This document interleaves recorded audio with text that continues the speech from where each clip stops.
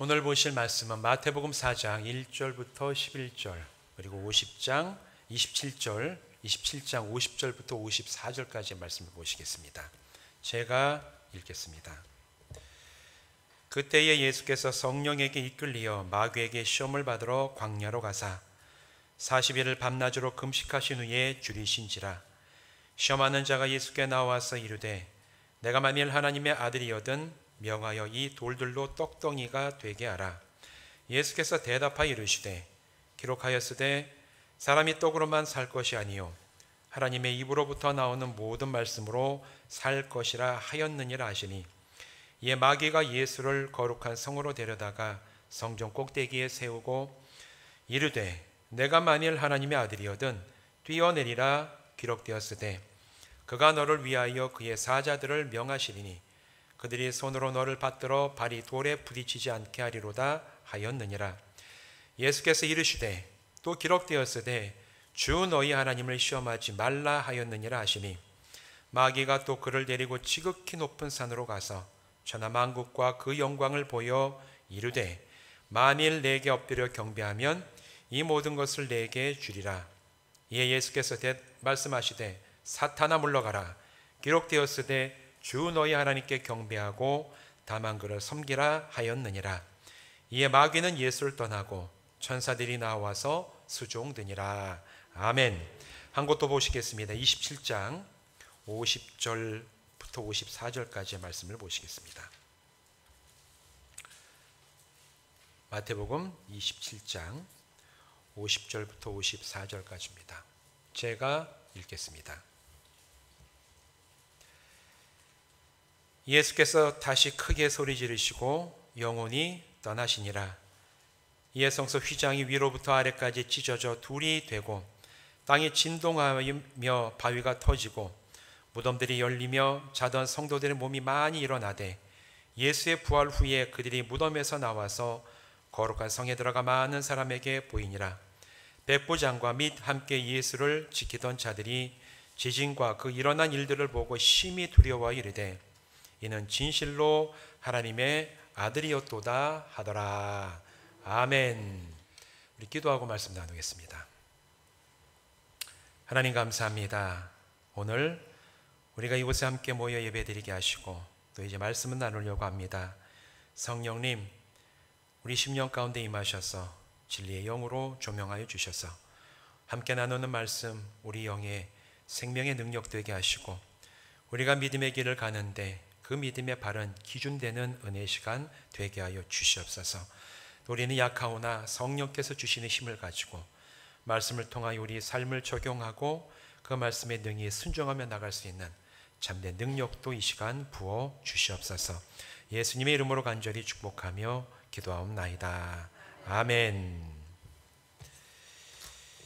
이 시간 이곳에 모여서 또 온라인으로 함께 예배하는 모든 분들 주님의 이름으로 축복합니다. 오늘 이 시간에는 우리 마태복음 4장 1절부터 11절까지 이 본문을 가지고 지난 3번의 시간에 걸쳐서 예수님이 당하신 시험 3가지에 대해서 말씀을 나눴는데, 오늘은 같은 본문을 가지고 마지막으로 우리가 전체적인 말씀의 이제 마지막을 맺으려고 합니다. 말씀을 준비하면서 인터넷을 쭉 뒤져보며 여러 가지 자료를 찾다 보니까 인터넷 보면 여러 가지 국가 통계가 나옵니다. 그 국가 통계 가운데 OECD 국가가 있죠. OECD 그러면 우리가 흔히 경제개발협력기구라고 해서 전 세계 이제 나라들이 유엔에 가입된 나라가 195개 정도 되는데 그 중에서 38개 국가들이 모여가지고 서로 경제개발을 협력하는 그런 이제 기구인데, 이 경제협력기구 OECD 38개국 가운데 각각의 나라들 속에서 성인들이 1년 독서를 얼마나 하나, 그 독서량에 대해서 조사해 놓은 결과를 한번 제가 보게 되어서 굉장히 제가 흥미있게 봤습니다. 여기 보면, 이 통계를 보면 성인 남녀들이 1년 동안에 과연 몇 권의 책이나 볼 것인가, 그걸 가지고 38개국 순위를 쫙 매겨놨어요. 많이 읽는 이제 국가는 1위, 안 읽는 국가는 이제 마지막 38인데, 여러분 한번 맞춰보십시오. 우리나라 몇이나 할 것 같습니까? 네? 뭐 상금을 걸어야 됩니까? 예. 뭐 어떤 분들은 5위라 그러시고 어떤 분들은 8위, 4위, 4위. 굉장히 긍정적으로 생각하시는군요. 우리나라가 몇인지 아세요? 38개국 가운데 38입니다. 우리나라가 제일 밑이에요. 보통 보면 우리나라 평균 이제 독서량을 보니까 성인 남녀 중에서 1년 중에 책을 적어도 내가 한 권 이상 읽는다라고 대답한 사람이 4.7명입니다. 나머지 5.3명, 약 5명에서 6명 정도, 성인 5명, 6명 정도는 1년 동안 책을 한 권도 채 읽지 않는다라는 얘기예요. 우리나라는 세계적으로 독서를 안 하는 나라에 들어가요. 뭐 다른 사람 볼 것 없이 여러분 자기를 한번 생각해 보십시오. 1년 중에 나는 과연 얼마나 책을 읽을까? 제일 많이 읽는 나라는 미국이에요. 미국 사람들은 물론 뭐 소설, 잡지 다 들어가겠지만 한 달에 성인이 한 6.5권 정도 읽는데요. 소설 많이 읽어요, 미국 사람들은. 2위가 일본입니다. 일본 사람들은 굉장히 책을 많이 읽습니다. 대신에 우리나라는 자랑스럽게 1등을 했어요. 꽃 끝에서 1등을. 지금 이제 그런 이제 독서에 대한 굉장히 뭐랄까 이제 위기다. 뭐 그런데 전체적으로 독서의 그 전체적인 총량은 떨어집니다. 왜냐하면 이제는 유튜브라든가 인터넷을 보는 짧게 올라오는 그런 글들을 보지 이제 책을 가지고 그 책을 통해서 내가 뭔가를 심도 있게 보는 그런 문화가 점차 전 세계적으로 다운되고 있는 그런 것은 맞는 추세지만 그 중에서도 우리나라는 유독 전 세계적으로 책을 읽지 않는 그런 국가에 속한다는 사실을 아마 오늘 처음 들어보실 분들 계실 텐데 이걸 변화시키려면 책을 읽어야 됩니다. 1년 중에서 적어도 내가 한 권 이상을 좀 읽어서 평균치를 올려야지 우리가 그래도 선진국인데 이 경제개발기구 38개국에 선진국만 있는 게 아니에요. 칠레, 뭐 코스타리카 이런 나라 다 들어가 있어요. 물론 미국도 들어가 있고 하지만 그런데 우리는 그래도 선진국으로 지금 분류되는 나라임에도 불구하고 38이라는 것은 우리가 좀 생각해 봐야 되는 이제 그런 순위가 되겠지요. 그런데 그나마 이제 나머지 4.7명들이 읽는 그 한 권 이상의 책들 가운데 종류를 쭉 보니까 그 책이 많은 경우에 있어서 자기계발서가 대부분을 차지한다라는 또한 통계가 그 옆에 부가적으로 달려 있어요. 내가 어떻게 하면 성공할 것인가? 주식 투자는 어떻게 잘해야지 내가 돈을 벌 것인가? 코인은 어떻게 내가 다룰 것인가? 이런 게 이제 자기계발서인데 나머지 읽는 책들 중에서도 대부분은 이런 자기계발서 이런 것들에 주로 치중이 돼 있지 교양이라든가 인문학이나 이런 쪽의 독서는 그 중에서도 굉장히 저조한 게 우리나라의 독서의 현실이다. 이렇게 볼 수가 있어요. 왜 그럴까? 그 이유가 있죠. 한국 사회는 굉장히 경쟁이 치열한 사회입니다.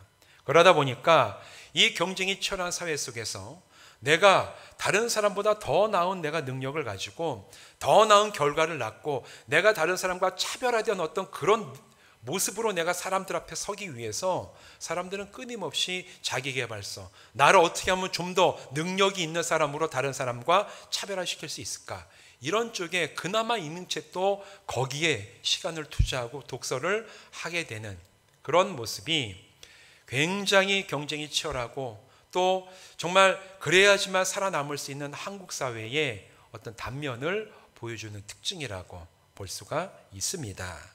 근데 여러분 이 같은 한국 사회의 무한 경쟁의식 또 다른 사람과 차별화된 성공에 대한 깊은 갈망은 사실은 사회뿐만 아니라 교회 안의 신앙생활에도 굉장히 큰 영향을 미쳐요. 그럴 수밖에 없는 게 우리는 교회 안에서만 살지 않고 여기 계신 모든 분들 저까지도 한국 사회의 시민으로 살아가고 있어요. 당연히 한국 사회의 이런 여러 가지 특징들의 영향을 받을 수밖에 없는 개개인들이 우리들이고 그러다 보니까 이 사회에서의 논리, 사회에서 여러 가지 성공의 기준, 사회에서 요구하는 것들이 사실은 이 교회 안에 신앙생활에도 참 많은 영향을 미치고 있는 것이 현실이에요. 그러다 보니까 사실 우리가 신앙생활 하다 보면 참 여러 가지 특징들을 많이 발견하게 되는데 예전에 제가 20몇 년 전에 이제 서울 강남 잠실에서 학생부 전도사를 하는데 이제 학생들이나 이제 청년들 데리고 같이 뭐 얘기를 한다든가 뭐 서로 소그룹 같은 활동 같은 거 하다 보면 그때 청년들이 저에게 했던 얘기 가운데 지금도 생각이 나는 게 있어요. 전사님, 우리 담임 목사님은 공부 잘하는 애들만 이뻐하는 것 같다고 그런 얘기를 저한테 하는 겁니다. 그래서 야, 담임 목사님이 그러시겠냐, 네가 그냥 그렇게 느끼는 거지. 말은 그렇게 했는데 돌아보니까 담임 목사님이 진짜 공부 잘하는 애들을 굉장히 이뻐하시더라고요. 왜냐하면 사회에서 공부 잘하고 좋은 대학 가고 이제 그런 학생들이 사회에서 당연히 우대를 받죠. 근데 교회 안에서도 어른들이 예뻐하는 게 착하고 말 잘 듣고 공부 잘하고 이런 아이들이 마치 신앙이 좋은 것처럼 그렇게 대우해주는, 그래서 학생들과 청년들의 불만이 마음속에 있었던 그때 이야기가, 이 말씀을 기억하면서 준비하면서 생각이 났는데, 요즘은 뭐 다릅니까? 요즘도 비슷해요. 사회적으로 좋은 학교 간 학생들이 교회에서 참 얘는 굉장히 신앙 좋은 아이들로 대접받는 그런 모습은 사실 지금도 변하지 않죠. 또 사업에 성공한 성도가 하나님이 주시는 복을 더 많이 받았다고 우리가 다 암묵적으로 교회에서 동의하고 있는 기준 중에 하나가 아닙니까?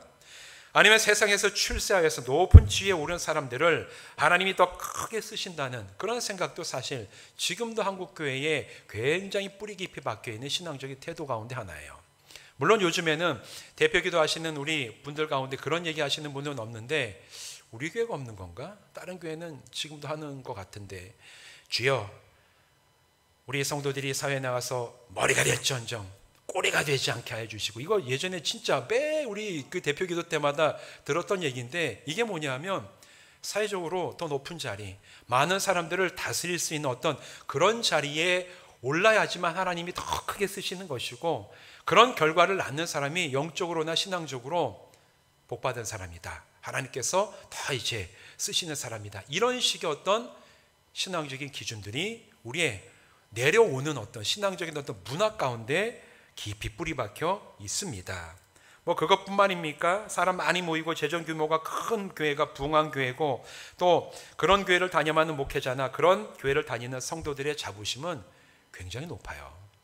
이거를 목회자들도 이제 목회자 모임할 때 뭐 충주하다 고만고만하지만, 수도권에 가서 뭐 몇천 명, 몇만 명 모이는 교회 성도들, 장로님들 딱 만나게 되면 그분들의 이 자부심은 대단합니다.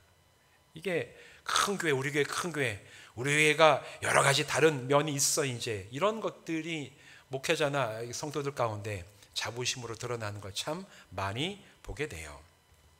여러분, 그런데 이처럼 교회 안에서 좋은 신앙이 내지는 복받은 성도의 기준이 쭉 이렇게 얘기하다 보니까 사실 사회적인 성공의 기준과 굉장히 비슷하다는 생각 안 듭니까?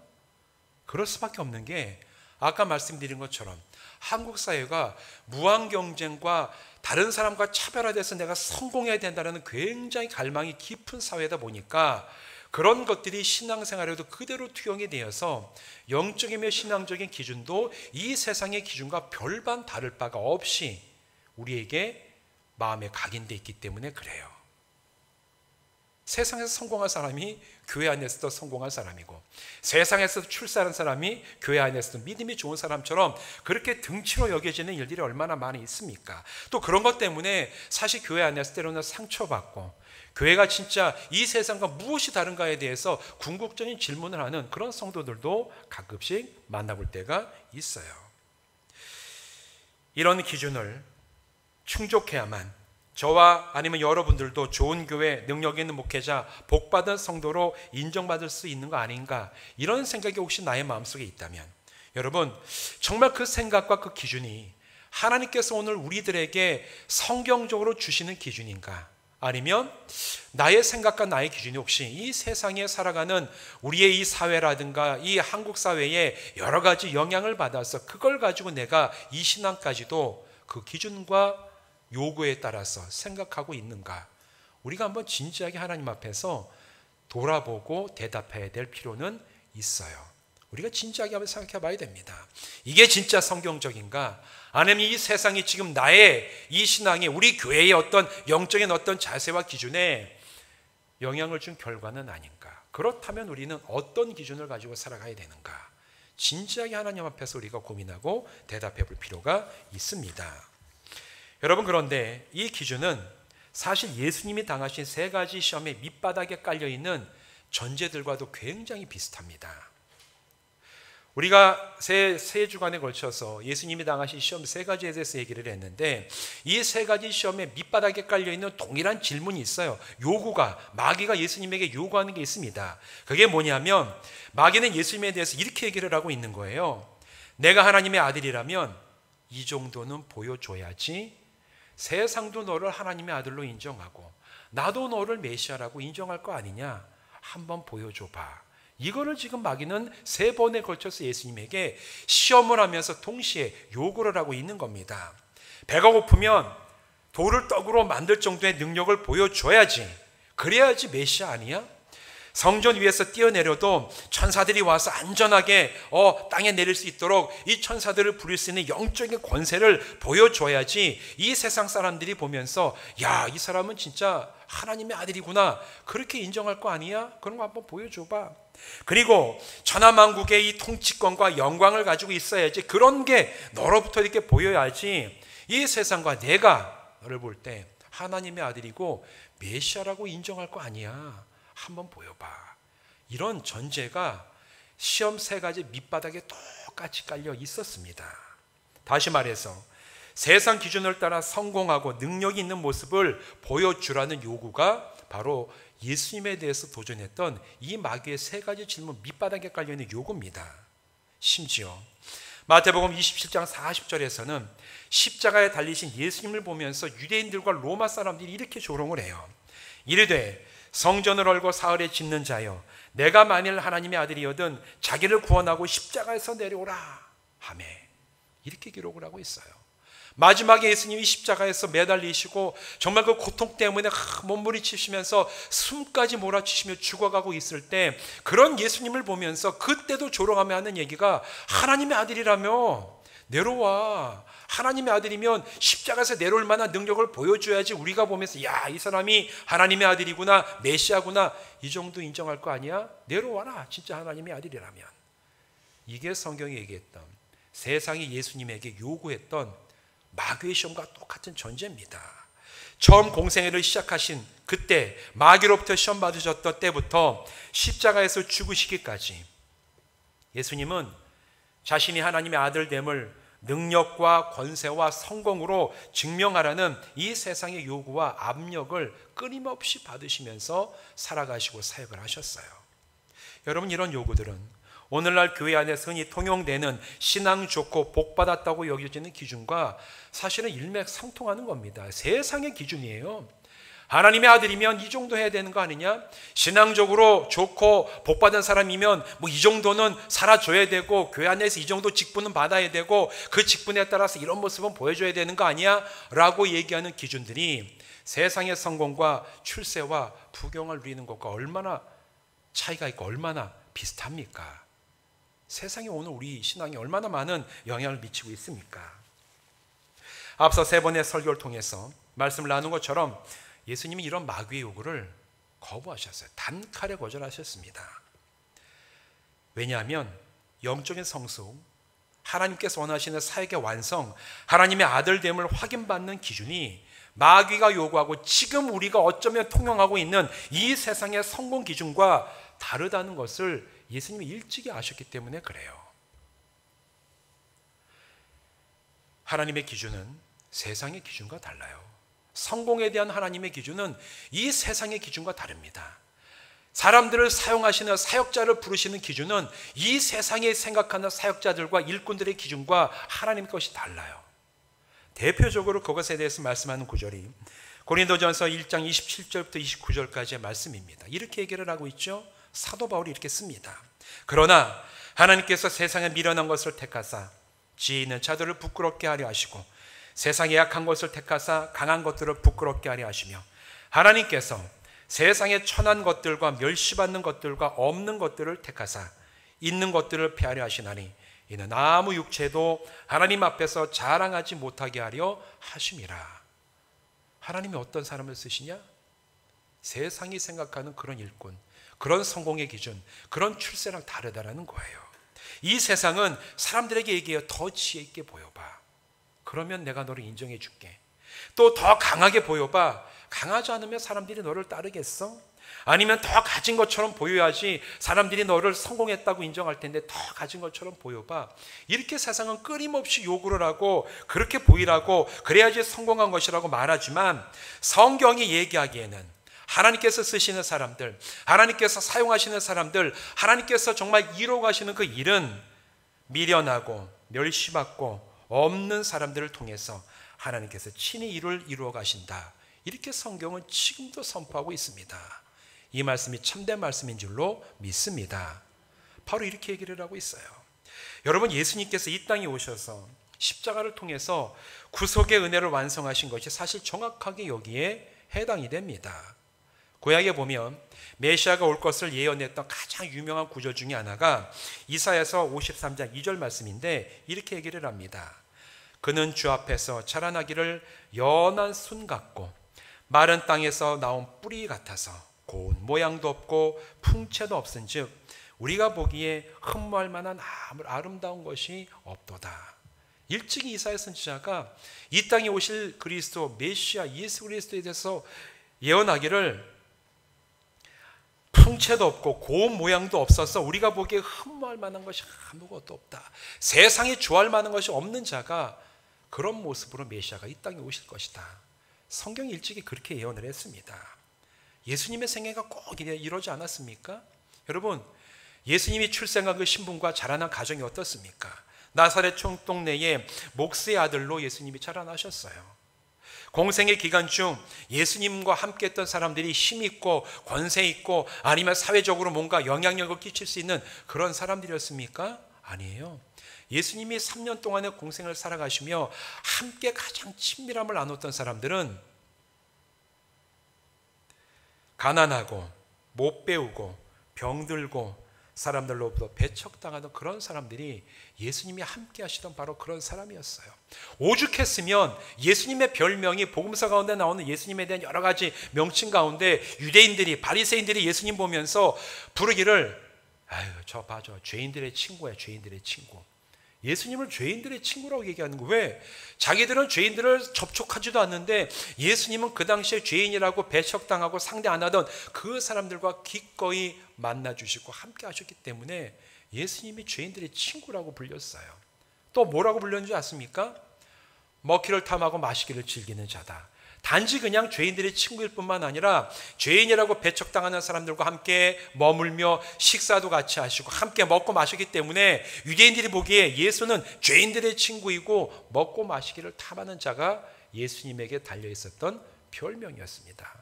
예수님과 함께 하신 사람들은 아무 별 볼 일 없는 그런 사람들이었어요.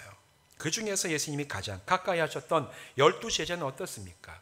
요즘 말로 얘기하면 시골 촌뜨기 어부들이 그들 아니에요?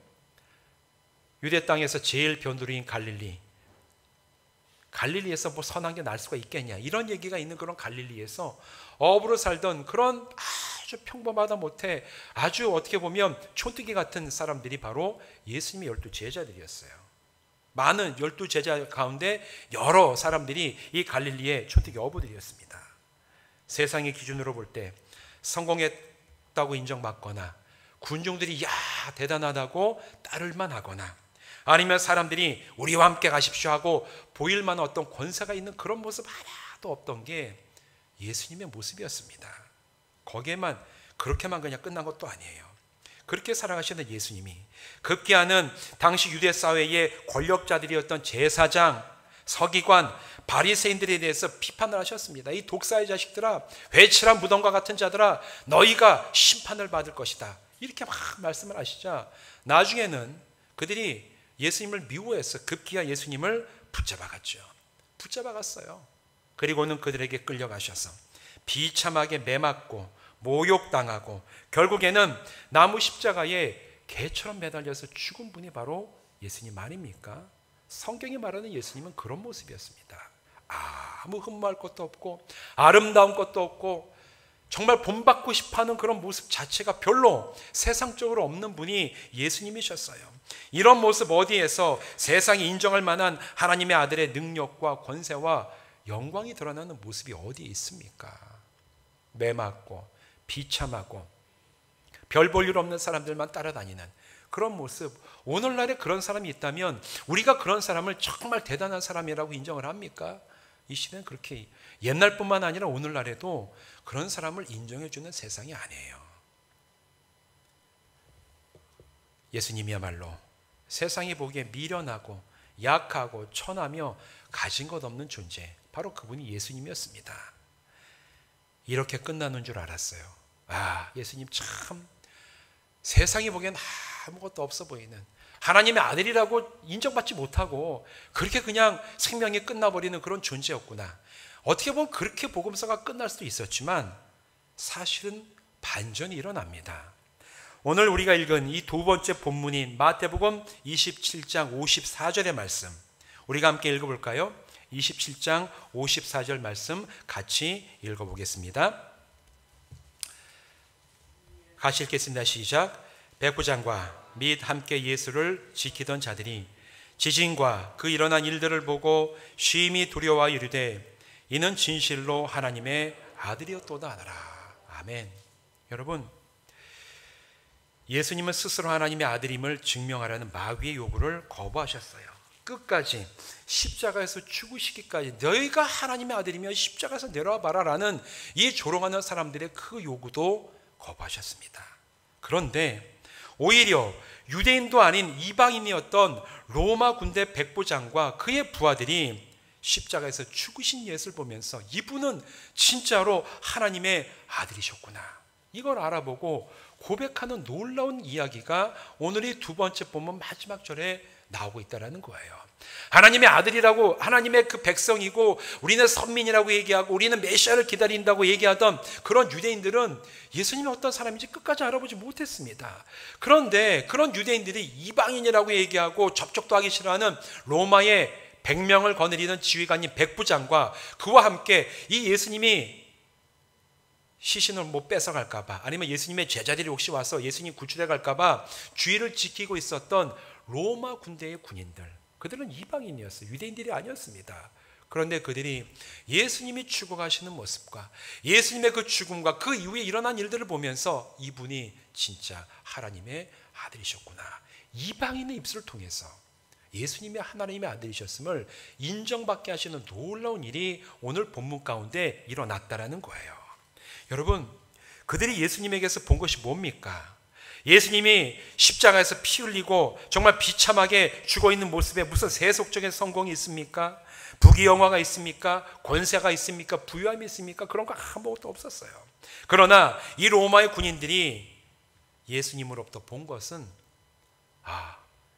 예수님이 끝까지 하나님의 뜻에 순종하셨구나, 순종한 사람이었구나라는 것을 알게 된 예수 그리스도의 순종함을 십자가에서 죽으시기까지 한 그 예수님을 통해서 로마 군인들이 볼 수 있는 영적인 눈이 열렸다라는 거예요.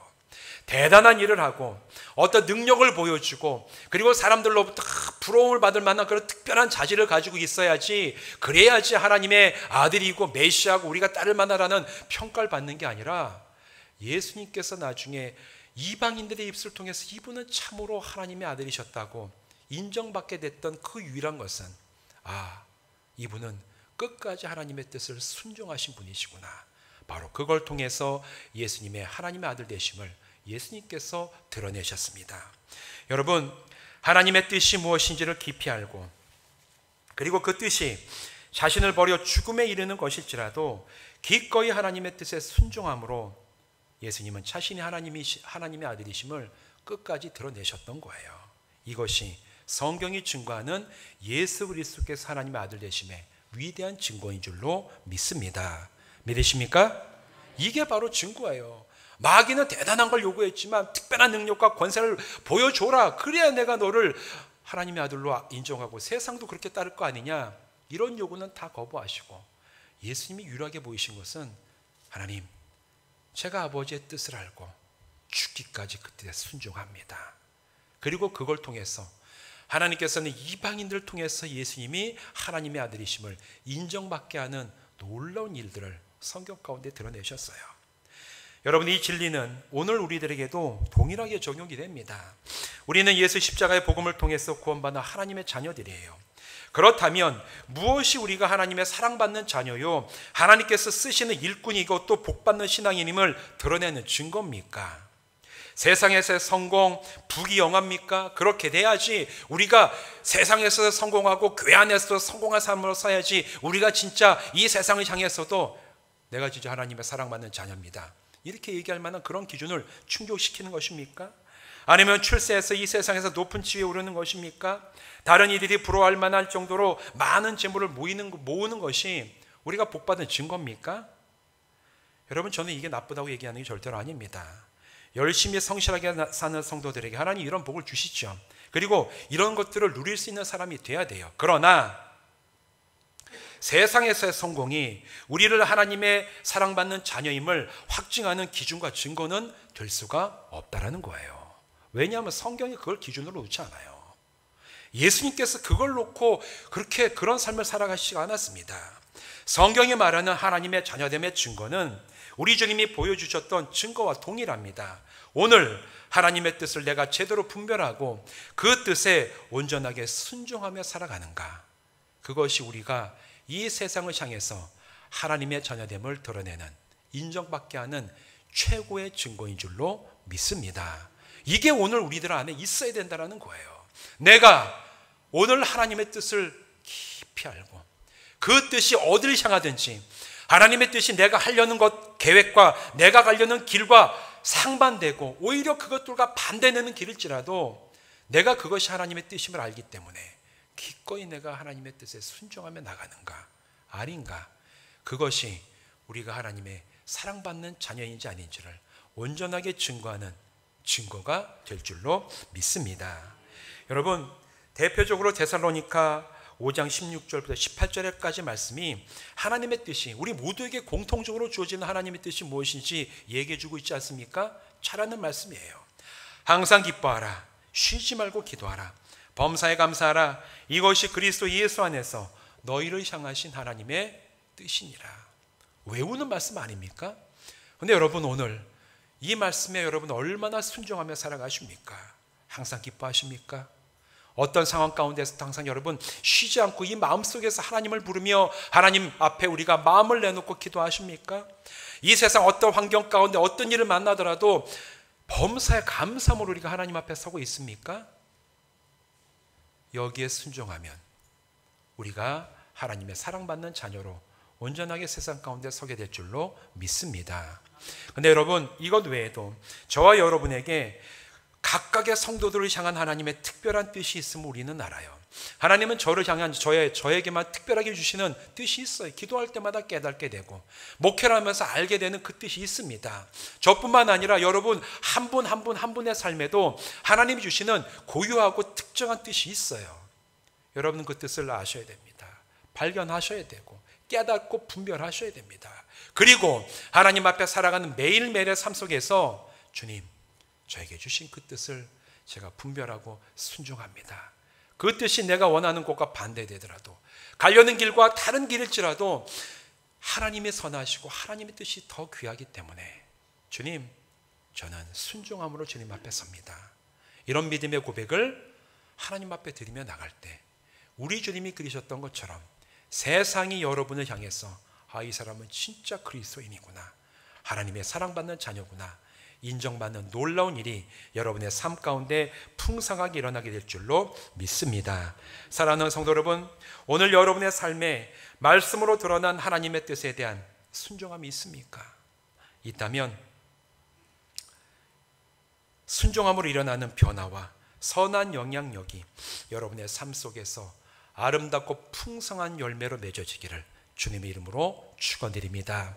만일 아직 내가 주님의 뜻을 깊이 분별하지 못했다면, 그리고 내가 그 뜻을 알면서도 순종하지 못했다면 여러분 하나님 앞에서 기도하시며 마음을 바꾸시길 바랍니다. 주님, 저도 우리 주님처럼 하나님의 뜻에 끝까지 순종하여서 하나님의 아들이심을 세상을 향해서 보여주셨던 그 주님의 본을 따라 나를 향한 하나님의 뜻을 알고 기꺼이 그 뜻에 온전히 순종함으로 나 역시 이 세상에서 하나님의 사랑받는 자녀임을 주여 온전하게 드러내는 그리스도인 되게 하여 주시옵소서.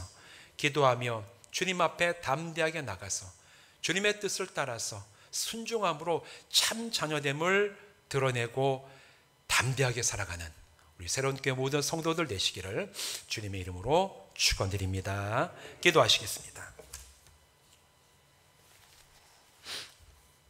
하나님, 우리가 3번의 시험을 이기신 예수님의 그 사건과 말씀을 4번에 걸쳐서 살펴보게 하심을 감사합니다.